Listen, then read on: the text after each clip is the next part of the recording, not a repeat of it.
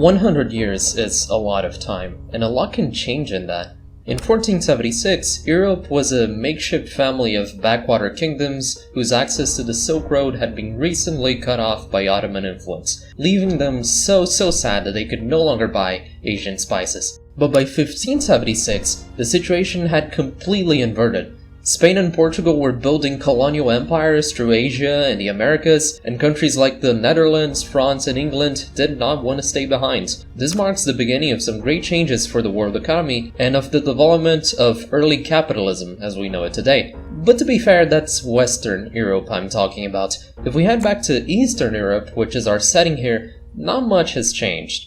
Hungary still exists, the Ottoman Empire still exists. Transylvania, formerly a vassal to Hungary, is now an independent principality, but not really, it's actually mostly a vassal to the Ottomans, alongside Wallachia and Moldavia, which more or less make up the modern territory of Romania. Some other things are a little different. The current ruler of Wallachia is Alexandru II, the great-grandson of Vlad Dracula, in the real world at least. And the whole region is seeing an ever greater presence of Saxon immigrants, coming from Germany and beyond.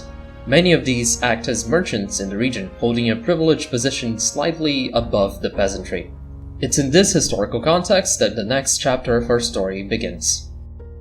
Okay, to be fair, the context is not actually that important to the story, but you guys can let me indulge, right? Let me cut to the chase. This year of 1576, exactly 1 century after Dracula's death at the hands of Trevor and his allies, marks his resurrection. From the shadows of a full moon, the Count's castle rises over. The vampire killer's called back into action.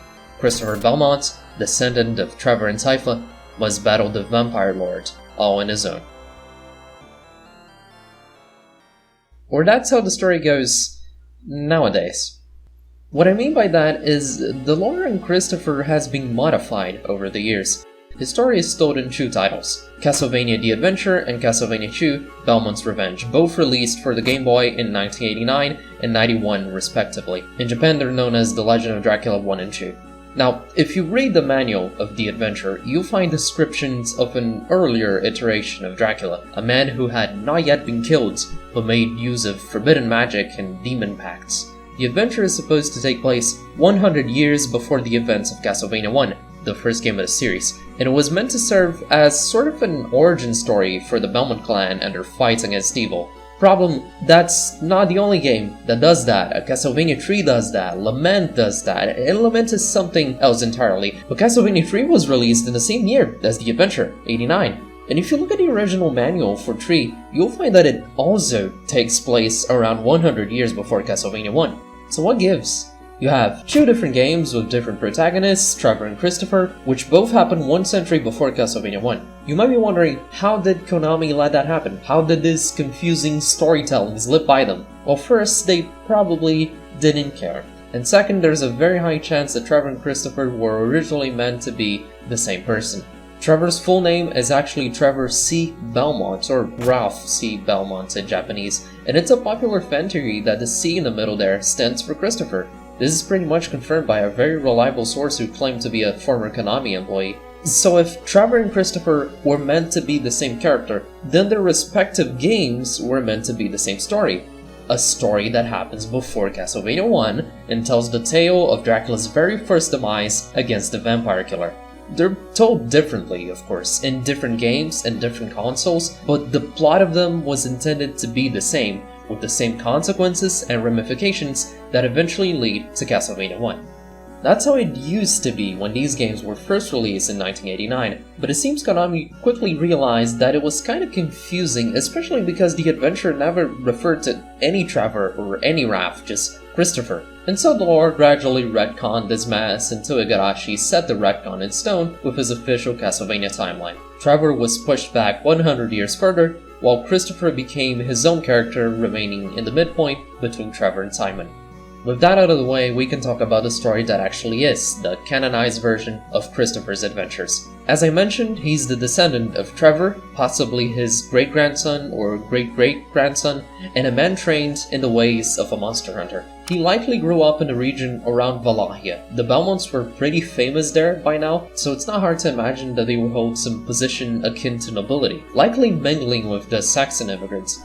In fact, considering the Belmonts have mostly Western European sounding names, it's quite possible that they were part of the Saxon immigration. But that's as much as we can glean from Christopher in canon material. He's a very obscure Belmont which we know little of. There's an American comic published by IDW in 2005 titled The Belmont Legacy, which sort of adapts his story. It's not considered canon, and it isn't very faithful to the games, but it does have some interesting tidbits we can look through. In the comic, Christopher is depicted as a bit of a reluctant hero at first. Shortly before his marriage with Ileana Richter, he's haunted by a terrible nightmare, foreboding the vampire's return. At first, he's hesitant to even believe this could be possible. Many people of his time weren't even sure Count Dracula had ever existed in the first place, and besides, if he had existed, he'd already been slain, right? By Trevor. How could he even hope to come back? But when, on the night of Christopher's marriage, Dracula attacks and desecrates the graves of the Belmont family, the man finds the determination he needs for this fight. Speaking of coming back, how did he? Dracula, I mean, how could he be resurrected when he was vanquished by the whip, when his curse was undone by Hector? This is a complicated question that the official lore doesn't really address. Dracula seemingly springs from the night along with his demon castle and fiendish armies. In the comic, his revival is assisted by a group of cultists who donate their blood to make up his new body, but it still seems like something that happens almost spontaneously. Whatever Hector did, it was clearly not enough. The curse might still exist, even if in a weaker state. 1 century later, it was able to reform its master, and this is undoubtedly related to the contract he made with that evil deity. But I can say more about that later on in the series. For now, I think we can move on. Regardless of how Dracula's returned, he cannot run free. His genocidal plans are still in motion. Alone, and with only the Holy Whip to protect him, Christopher must face his destiny, the Belmont Legacy, to combat Vlad Tepes. We'll be coming through 2 separate games in this video. First, The Adventure. I'll be playing its re-release for the Game Boy Color in Konami GB Collection Volume 1, and then Belmont's Revenge, its direct sequel. I'll also be playing its re-release in Konami GB Collection Volume 4.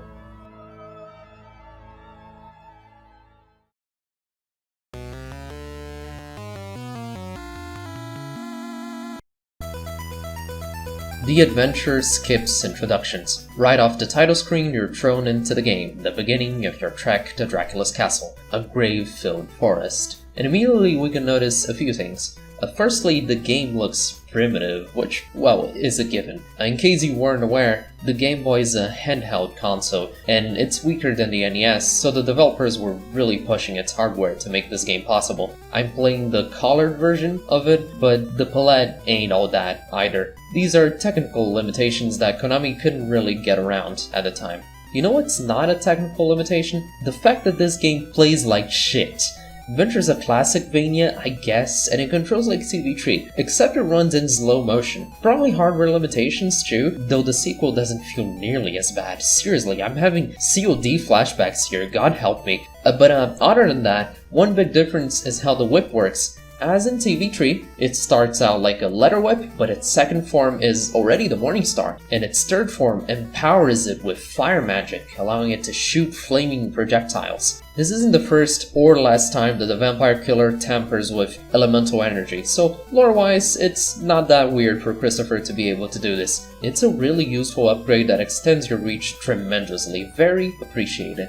But see, there's a catch. In Adventure, every time you get hit, your whip goes down 1 stage, and whip upgrades are rare in this game. So remember how I said in CV3 that an issue with the upgrade system was that most of the game you just had the full whip? Yeah, never mind that. Here we have the opposite issue. Since every time you're hit, your whip gets weaker, most of the game you'll only have the letter whip. Ain't it incredible?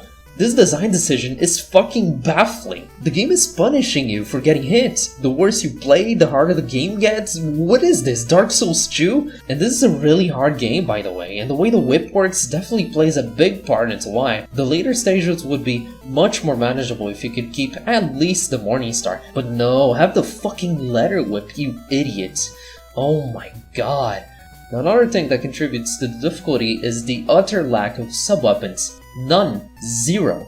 Maybe Chris forgot them at home. This might not seem like a big deal at first, but it makes some enemies almost impossible to deal with. Like, look at these bats. How do I kill them? They're above me, they flutter in random patterns, they take away my whip upgrades, and I can't whip upwards, so it's really hard to hit them, hard to move around them as well. None of this in itself would be that big an issue, but the other classic Vanias will give you tools to deal with it. An axe sub-weapon would instantly resolve this, a cross would do fine as well, even a watch, but you don't have any of those. All you have is a degrading whip. These bats are definitely the most egregious example, but there's a lot of moments in the game where it feels completely unmanageable, and having any sub-weapon at all would make such a big difference. Anyways, I was talking about the forest. It's pretty alright. It's one of the best looking stages in the game, and also the one that has the least bullshit design choices, but already as Chris whips through his first monsters, you can notice a lot more stuff that's a little weird. That's the key word for this game, I think. Weird. It's a weird game. The level design feels really off. The candles give you coins rather than hearts. There's no staircases, but there's ropes you can climb. There's these Mega Man-esque falling platforms. There's this dump section where you have to do a series of precise hops, which I think it's meant to be testing your skills for later, but it's really stupid and annoying. And the enemy selection is composed of oozes falling from the sky, weird birds, and rolling eyeballs. Castlevania normally is a franchise of impressive thematic unity and cohesion, but that's not the case here. You can really tell at a glance that this game was made by a different team with different ideas for the series and the monsters. That's not a problem necessarily, but it does make this game, and by extension its sequel, really stand out from the rest of the franchise. Look at this boss here. It's called Gabons, or alternatively, the Giant. Seems like a really big armored dude, which is something that exists in Castlevania, but his design doesn't really feel like Castlevania, you know what I mean? Well, this discussion's pointless. He's pretty easy to deal with if you have the Morning Star, though his armor does deflect any fireballs you might shoot. The second stage is a cave, and things start getting tricky here. All the enemies are hell to deal with, from the bats to these spore-spitting creatures known as Spinaguchi, to these Night Stalkers, boomerang fuckers. It also introduces some trickier platforming, especially in this bridge section with the eyeballs. This game has a lot of precise jumping, keep that in mind. The bosses of the cave are the undermoles? What? They're these things that don't actually look like moles and come out of the walls. Act a lot like Fleamen. The main challenge really is killing them fast before they group up and fuck you up. These first few stages I actually find kind of enjoyable. They're not peak Castlevania by any means, but I like the challenge. But from here on out, it all goes to shit. Stage 3 is the worst. It's a trap tower / torture room stage, which is incredibly appropriate. Most of the stage is a platforming challenge where you're required to flee this ascending spike floor by using ropes, slowly climbing to the tower top. Then when you get to the top, the spike floor becomes a spike wall that pursues you to the end of the stage. It sounds fine, but both of these parts, especially the first, are unforgivably difficult. The jumps are really precise. You've got to account for the enemies on the way. It's hard to tell how far your jumps actually go when you're leaping off the ropes, and all of this, of course, with limited lives. So dying thrice means going back to the beginning. It is a brutal spike in difficulty, incredibly tough to learn, and honestly, it doesn't feel very fair. This stage alone makes the adventure harder than the entirety of Castlevania 3. I'm sure a skilled enough player can find the challenge fun, but having to memorize every little movement to beat the stage with just 3 lives is insane. This level can eat shit. The boss is not nearly as awful, but by the time you get to him, you might be too nervous at the idea of getting a game over. He's the death bat, werebat, or dinosaur sort of creature. He's not that hard to deal with, as long as you have the Morning Star. Bait him into swooping down and kill him. Thankfully for us, Christopher's journey is much shorter than Trevor's. Having beaten the last guardian to Dracula's castle, he now steps inside it proper, headed for the throne room. This is the final stage already, and by god, what a fucking stage it is. It starts with a hallway full of armors, some of which come to life, and this is an idea that shows up in the series later, but then we're headed back into Spike, instant death hell. Lots of tricky platforming with asshole enemies, and not enough checkpoints, especially in this final section here. Look, it's Gobans, but there's multiple of them now, and you probably have to fight all of them with the letter whip. Go fuck yourself. After being beaten into a pulp uncountable times, Christopher finally manages to descend into Dracula's throne room. Or not a throne room, actually. This feels more like a mysterious sort of dungeon with the demonic circles on the walls. Maybe it's here that Dracula was reborn? Regardless, this is where he is right now. And when we break the candle, which is the boss trigger in this game, the final boss fight begins. This iteration of Dracula has a pretty different pattern from the other games. He teleports through the different platforms, shooting fireballs to all sides, and you need to position pretty carefully not to get hit. It's honestly really hard, and took a lot of experimentation for me to figure out. Once you get the pattern down, the bastard does fall fast, but his tricks are not over. Unleashing his vampiric powers, Dracula transforms. This time, he assumes the shape of a giant, monstrous bat, spitting smaller bats against you. This is also tough to figure out, but Dracula's power is nothing when compared to the Belmont skill with infinite retries. Granted, you still have to repeat the whole stage whenever you game over to him. Yeah, fuck this guy. With one final hit from the vampire killer, Christopher fulfills his duty. Be gone, fiends.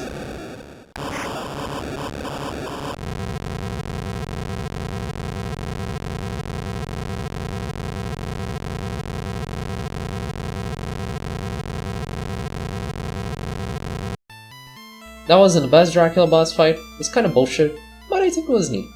And Christopher's quest is over, just like that.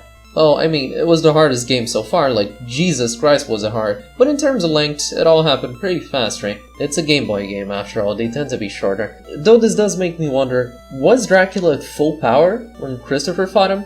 Like, hear me out. In Curse of Darkness, Hector fights a considerably weaker Dracula. He wasn't able to fully reincarnate through Isaac's body, so he wasn't as powerful as he should have been, and that's why Hector won. Could we have a similar case here? Because Christopher was able to beat Dracula and his demons all by himself, and he's not known to be a particularly strong Belmont afterwards. And if you look at Dracula's second form, it's a giant bat, which is scary, I guess, but nowhere near as scary as the forms he took in the previous games. So it really feels like he was weaker this time, still incomplete. Which would make sense if we consider that, as far as we know, he just resurrected spontaneously without any help from anyone. Of course, this is just me rambling. The developers of this game never gave a shit about any of this. In fact, I bet they only made a giant bat because they thought it'd be easier to code. Which, more power to them. But not too much power, their game still sucks. As a side note, the comic is similarly brief. It also begins with Christopher's journey to the castle, though he's accompanied by plenty of people, and even his wife follows him in secret. The wife, by the way, doesn't exist in the game. She ends up getting captured, Dracula runs with her, and this eventually leads to a battle in a cave where Dracula is slain by the vampire killer. I think this comic is cool, but also a little weird. I'll talk more about it in the outro.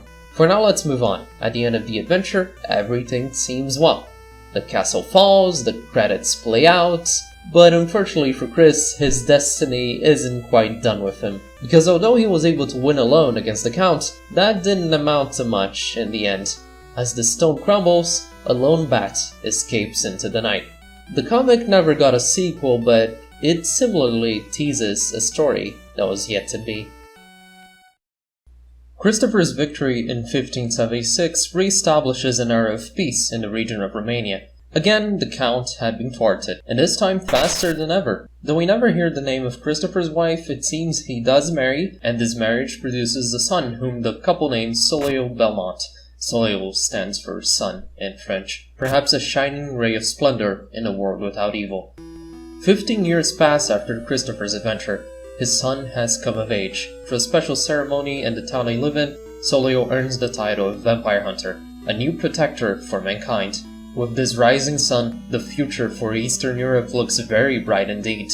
But evil has not vanished, it's just gotten better at hiding. The next day, Soleil fucking disappears into thin air and an earthquake shakes the lands. From the bowels of the earth, 4 new castles are risen by an unknown power. This very same power has cursed and turned Soleil to the night. The weakened Dracula, hidden for so long, finally has his chance to strike back. Using Soleil's sanctified soul, he plans on recovering his lost physical form. Christopher may be late into his 30s by now, but he can't really let that go. And luckily, the vampire killer is still in his hands. The plot of this game is weird and it really bugged me at first. The idea that 4 random ass castles would pop out the ground is a bit out there and really gamey, but knowing a little more about the lore of the franchise, it isn't all that weird. I previously mentioned how Dracula's castle is a creation of chaos, a living being in its own right. That's why the castle always has a different layout every time it shows up, and why it sometimes shows up in different places. More on this later. But my point is, these weird castles from this game can be hand-waved away as distorted manifestations of the original. Each of the castles has a specific theme which gives them their names. The Cloud Castle, the Crystal Castle, the Plant Castle, and the Rock Castle. It's a little silly, but if you think hard about it, you can make up plenty excuses. Many of the themes of these castles show up in later entries of the series, in which Dracula's actual castle gets more elaborate and varied in its design. It's almost as if these 4 are more raw, disfigured silhouettes of the full thing, which was unable to properly form at this time. As for the game itself, this one actually has an introduction, though it's a very simple opening crawl. Then we're thrown in. And something that's very unique for Classicvanias, you're actually allowed to pick the order in which you beat the castles. All 4 are accessible from the get-go. It's kind of like a Mega Man game, which I find pretty cool. I rolled a 4-sided die to decide what order I play these in, so I'm starting from the Plant Castle.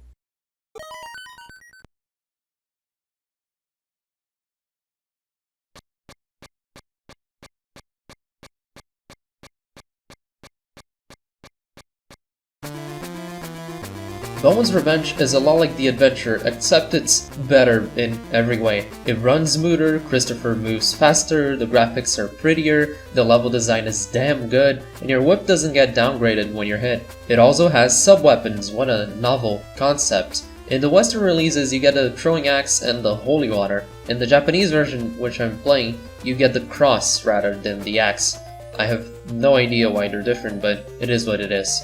Anyways, the Plant Castle is as it sounds. It seems to be made entirely of greenery, with marshy rivers and frogs to jump at you. It reintroduces the Punaguchi, which in this game has the special honor of being the only enemy who can downgrade your whip. How nice of it. There's also this really cool mechanic with the spiders who can build ropes for you. As we tread through the vegetation, you can already tell this game is much more forgiving and fun than the last one. I honestly consider it a great Classicvania experience. The guardians of this castle are true Minotaur-like statues which come to life when approached. They're called the Twin Tridents and attack with their giant weapons and spitting fireballs, but they're fairly easy to deal with. Fun fact, in the US version they're called Cumulo and Nimbler respectively, this of course being a play on Cumulonimbus, which is a type of cloud. So they get a little cloud leitmotif, you know, because they're the bosses of the Cloud Castle. Except, no they're not! The American manuals says they are, but they're not. We're in the Plant Castle right now. They're the bosses for the Plant Castle. Pretty big oopsie on the part of the translation team. Though to be fair, these guys really don't feel much like a Plant Castle boss. But I suppose living statues and garden areas have been associated before in the franchise. After the tridents explode, we see a mysterious orb of energy leaving the castle, and it crumbles shortly after. Interesting.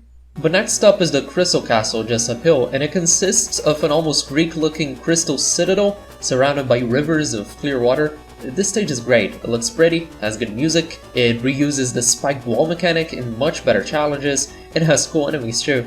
It also teaches you that you can slide down ropes now, which is a very welcome addition. The boss is an evil wizard called Darkside? Holy shit, this guy means business if he's called Darkside. I think he's the first evil wizard type character we get in the series besides Dracula himself. He seems to be manifesting through a floating crystal, so maybe he's some sort of undead spirit, and he uses his power to command a cloud that strikes with lightning. Feels a bit like a Cloud Castle boss, but okay. Crystal works too, I guess. Cool boss. And now for the real Cloud Castle. It seems to be high up in the mountains, a ruined temple of some kind, filled with spike traps and machines. I like the gimmicks in this game a lot. I think they're some of the best in the classic series. At the top of the stage, we get a glimpse at some more mysterious towers in the mountain range, and are then met by the Angel Mummy. It's a creature made from the bones of uncountable beings, which both breathe fire and shoot out themselves. Holy shit. This was said to be the boss of the Plant Castle in the US manual, and it really doesn't feel like a cloud boss. I wonder if there was some shuffling around of the boss concepts when the game was being developed, because thematically they all feel a little off. But well, with 3 castles collapsed, only 1 remains. The rock castle feels a lot like some underground, pyramid, ancient Egyptian type structure with hieroglyphs inscribed on its walls. It brings back the spike platform mechanic from the adventure, and has this really cool dark section where you either need to keep a candle on the screen or throw a holy water to be able to see. Also pretty novel for the Castlevania franchise. It also brings back the undermoles from the previous game as normal enemies. Yeah, I changed my microphone for this line, don't worry about it. Don't worry about it. Going back to the shitty mic in 3, 2, 1. The boss way down into the caves looks like it's made of crystals at first, but it turns out it's actually an iron doll. Sort of an iron golem similar to Gaban's from the previous game. It starts out very slow, but once it sheds its armor it becomes way swifter and more aggressive. With its defeat though, Christopher is completely done. These guardians, whatever they represented, have all been destroyed, and the castles along with them. Dracula's plans have been foiled once again. So now it should just be a matter of retrieving Solio, huh? I briefly commented on this earlier, but every boss we've been killing, we've been unleashing a mysterious orb of energy into the air, which Christopher probably had no idea what to make of. It turns out those were the very spirits of these castles, or at least of their guardians, and as they all coalesce in a single place, they grow able to revitalize the full product, the original Castle Dracula, taken down just a decade before. This was probably Dracula's plan all along, to resurrect his castle by merging those chaotic aspects scattered through the country. Maybe Christopher even made it faster. But there's no time to mope.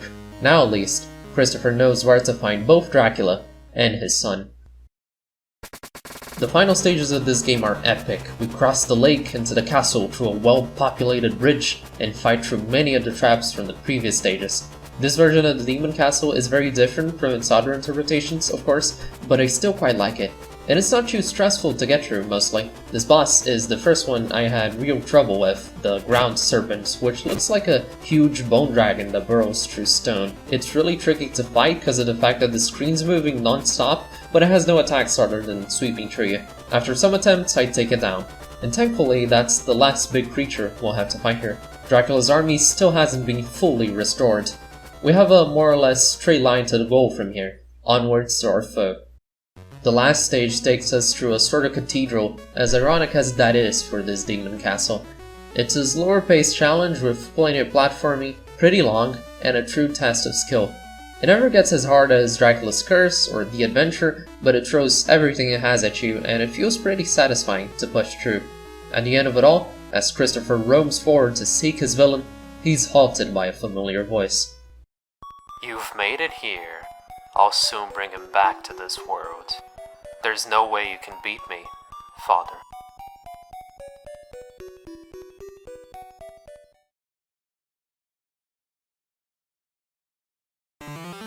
Solio Belmont, possessed by a curse, attacks his father fiercely. He's packing throwing daggers which are tough to dodge, and a Morning Star which I assume is a replica of the vampire killer. He makes the hardest boss so far, and what sucks especially is you don't get a continue point, so losing your lives means doing the stage over, as usual. That's pretty annoying, but I think the fight makes up for it by being thematically very cool. It's not often that a Belmont gets to fight a Belmont. And in this case, Christopher is also fighting Dracula's Curse, the evil in people's hearts, much like Hector did a century earlier. This time around though, the fight doesn't end in death. Unlike Isaac, Solio survives the beating he eventually receives. Solio awakens from his trance, and the dark magic that enveloped him recedes. He's no longer the Count's spawn, but it might be too late. He tells us that, if he can't count on him, Dracula will resort to the power of his men, the guardians of the 4 castles. We must hurry. The final part of the stage right after this is some surreal monument which almost feels like a different dimension, and it might be. Christopher walks on a platform floating over nothingness, surrounded only by endless pillars that hold giant skeletons, very reminiscent of Death with the scythes they hold.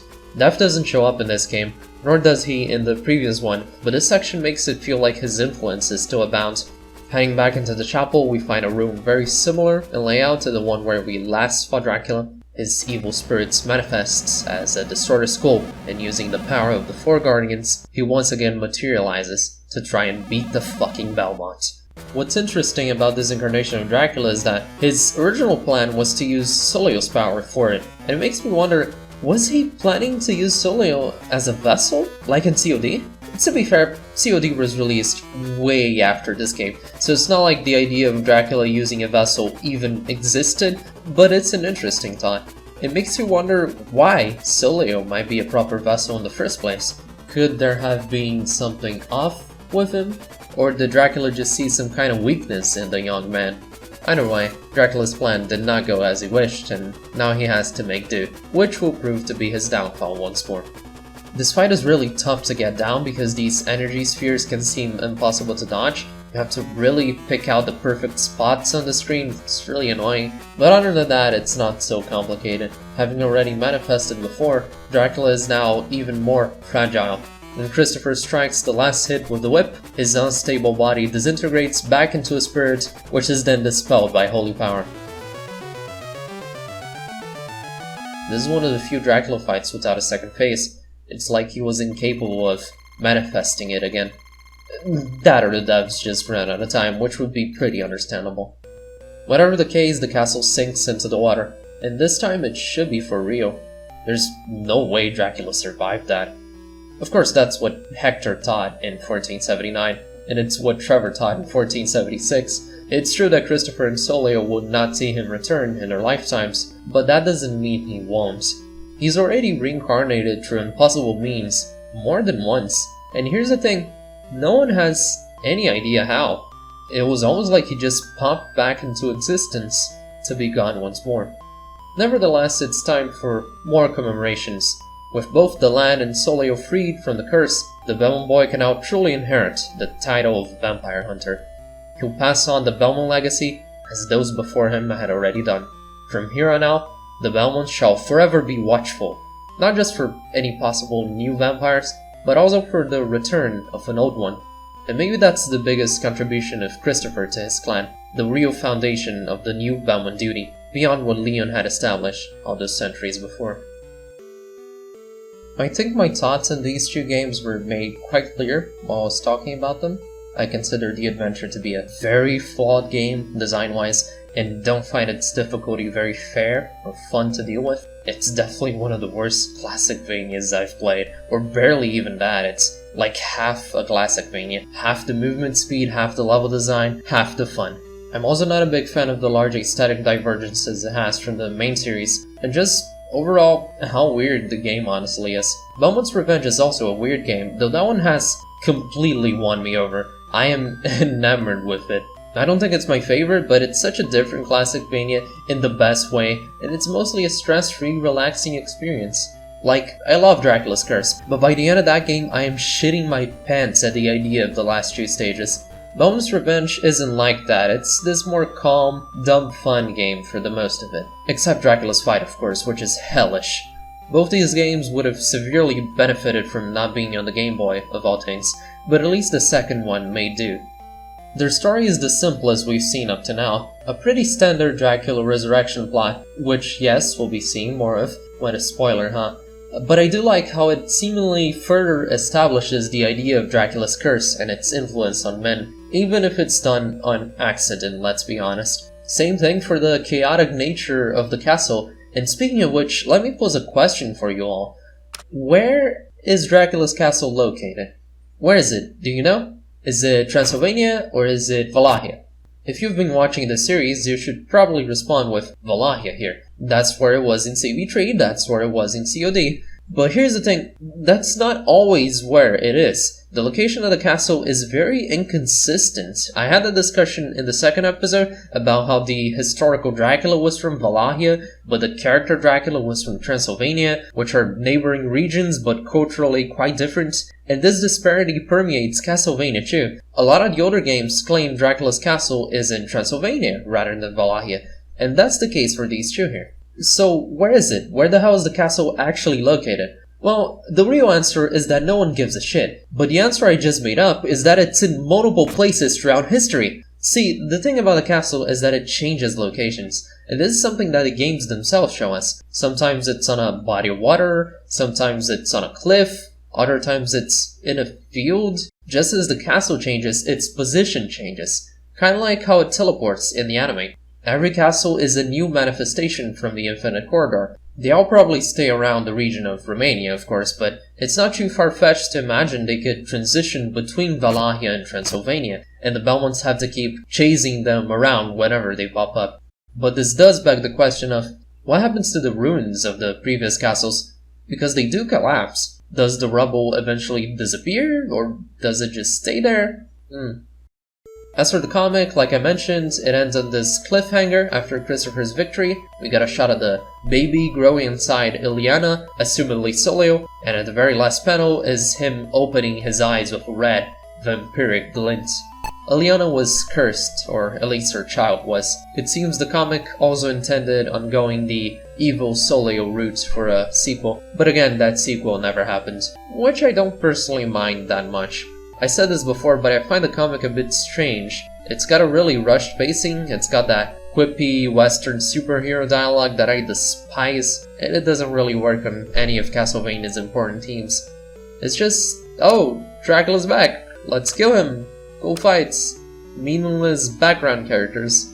That's about it. And that's all I had to say. We're done with the 16th century.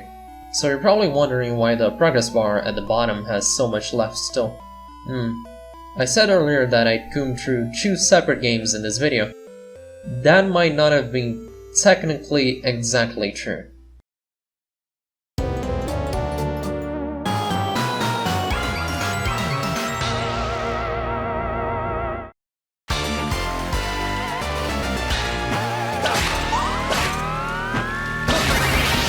The adventure ReBirth is a retelling of the first of Christopher's adventures, released for the Wii in 2008 through its virtual shop. Said virtual shop has since been discontinued by Nintendo, so currently the only ways of obtaining a copy of ReBirth are either getting a Wii that has it stored or through means of questionable legality. Take your pick for that one. The story is the same as the original, though this time it's actually told through a short cutscene. Then we're thrust into this beautiful game. And it is beautiful. ReBirth is still one of the most recent Classicvanias released, so it still feels really modern compared to everything else. It's so polished, it plays so well, and the soundtrack consists of baller remixes of obscure tracks from all over the franchise. Out of the 3 games in this video, this is the only one I hadn't played before starting this project, and the very first screen got me so excited. I instantly knew I was in for an amazing experience. Gameplay-wise, it's just the same old, but perfected. The jump works like it does in the later games, with more mid-air control. All the sub-weapons from Dracula's Curse are here now, they work really nicely. The whip remains as it was in Belmont's Revenge, but now its fireball form is a temporary upgrade with a time bar that runs out. The ropes are gone and replaced by the usual staircases, but the level design is still really inventive with all sorts of gimmicks and alternate paths, almost Metroidvania-like. And most noticeably, the art design and aesthetics stick much closer to the usual Castlevania stuff, both in ambiance and monster selection. Though there's still some weirdos returning from the Game Boy. The first stage is a trek through the graveyard and the bridge leading into Dracula's castle, kind of a nod to the first stage in the original. Bunch of fireballs rolling around, which is definitely a choice on Dracula's part, and we can see another of the main things of this game, that is having mid-stage bosses on every stage. This one's the classic giant bat, which seems to be made up of many smaller bats, and this interestingly aligns with both the giant bat in CV3 and Dracula's second form in the adventure. But the true boss is this huge eye, whose name is just Eye. It's the mother of all eyes. It's capable of spawning them from itself, and is probably what infested this whole place to begin with. The second stage begins in the castle's entrance hall, like the usual Classicvania, but the knights here are designed very similarly to as they were in the Game Boy games, and the Pinaguchi makes its return with a different, more disgusting appearance. This stage has multiple paths which you can open with keys you find, and it weaves between the halls and the caverns underneath. These are decidedly a nod to the second stage in the original, but they also really look like the caves in Symphony. More returning enemies here, later water wheels, and depending on the route you can meet this big slime called the Jelly. Slimes, of course, are a big part of medieval fantasy. They're living goops that can melt through your body to digest you. They've shown up as enemies before, but this is one of the few times where there's a boss based on the concept. You just need to hit its core. Then after an elevator leads us back to the castle, we can find an entirely new foe instead. Hyde. Hyde is a humanoid monster that can turn from a giant muscular form to a slender, agile form. He's a reference to the 1886 novella Strange Case of Dr. Jekyll and Mr. Hyde, in which Harry Jekyll makes a potion that lets him change shape and live a life of crime under the guise of Mr. Hyde. This is one of the top popular gothic horror stories, along Dracula and Frankenstein, so it's really weird to not see it represented more often in Castlevania. This is the only instance where Hyde appears, as far as I'm aware. Much like with the creature, this is a case of a monster appearing in a time far before they should have, but whatever. The muscular form is kinda like the Hulk, but then he becomes Crash Bandicoot apparently.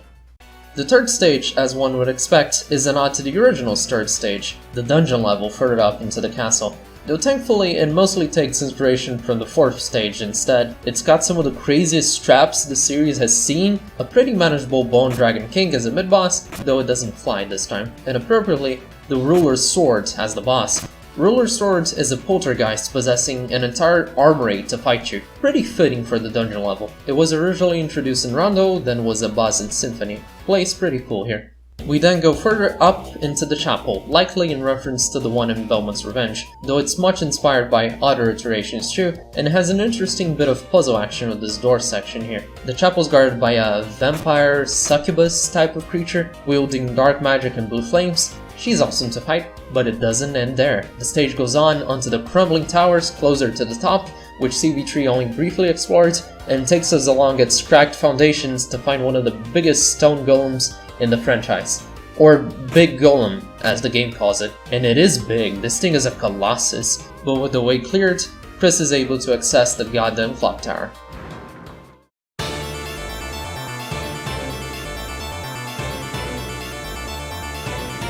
This clock tower stage is the only one that has no equivalent in the original Christopher games, but of course it shows up in many other games as the final region before Dracula's throne. I think it's one of the most craziest, most balls-to-the-wall ever interpretation of the concept. The start is literally just a maze of grandfather clocks, which shouldn't even exist yet, but then the castle's gears weave through a section not too dissimilar from Rondo, which is where we fight the revived creature, or maybe a different creature.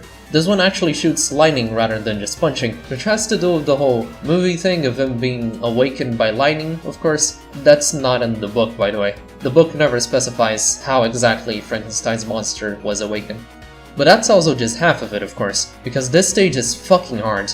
Not as hard as the original to be exact, but definitely harder than Belmont's Revenge. It stretches on and on with a whole second section with even harder platforming, and stops only at the Lord of Time and Decay himself.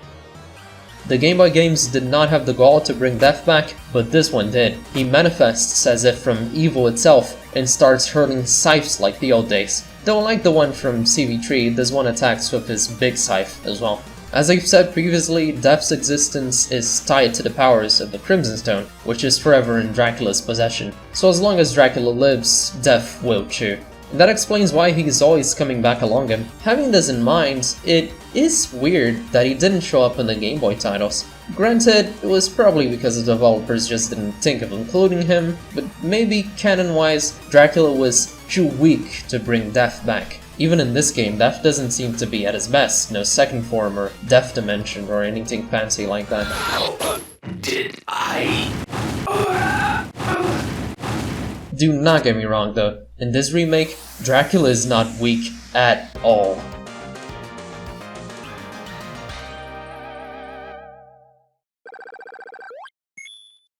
The sixth stage is just a short walk from the clock tower to his room, now with an actual throne, and as he stands up to fight, we get one of the hardest Dracula fights in the franchise. As ever, the ally of worthless humans. My whole concept of feeble Dracula in the Game Boy games goes completely out the window with this remake, because not only is this Dracula really tough, but he has 3 forms like in TV3. Shit is crazy. The first is the usual teleport and fireball we've already seen, but for the second he morphs into a monstrous werebat with lasers raining from the ceiling. This monstrous second form will be frequently used by Dracula in the following games, though I think it might look the scariest right here. Certainly scarier than just some bats. And the third form goes totally crazy. The walls break away, and Christopher is taken to an alternate dimension, where Dracula assumes the form of some giant sort of construct. I found this third phase weird at first, and I still do, but looking at it again, doesn't it kinda look like we're in the infinite corridor? With the green tiles, the weird bricks, and the absolute nothingness in the distance? I don't know if this was intentional of the devs, but if it was, it would have interesting implications. Dracula himself has the same coloration as the room, so it's almost like he's a part of the castle now, or even a part of the infinite corridor, like his spirit is battling us through it. Now that's a peak fiction I just made up. Hire me, Konami. This boss is hard as balls, and I took a fucking while, but it felt really satisfying to beat in the end.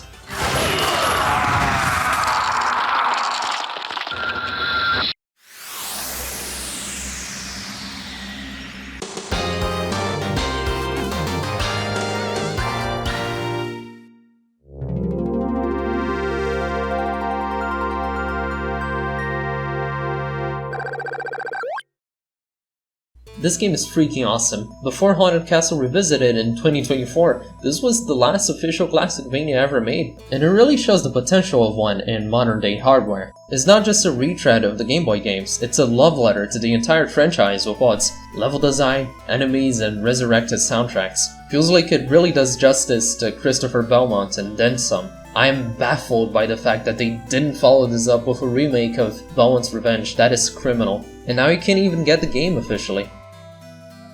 Regardless, it's such a fun game that every Castlevania fan should play. It's also pretty accessible difficulty-wise if you can get your hands on it. Real shame it was a fucking WiiWare exclusive. Only minor complaint I got is that the game dials back in some of the weirder aspects that Belmont's Revenge had going, which I would've liked to see more of. But then again, a sequel to this could have easily taken care of that. Imagine playing the Crystal Castle or the Cloud Castle in a remake like this one, goddamn. ReBirth is technically non-canon since it's just a cute little remake of the adventure, but considering it has the same story, other than the teasing about Dracula's survival in the end, you might as well consider it canon by extension. These games tell effectively the same story, Christopher's lone triumph against the Lord of the Night. Though the Christopher in the original had it much rougher with the traps, and the one in ReBirth had it much rougher with Dracula himself.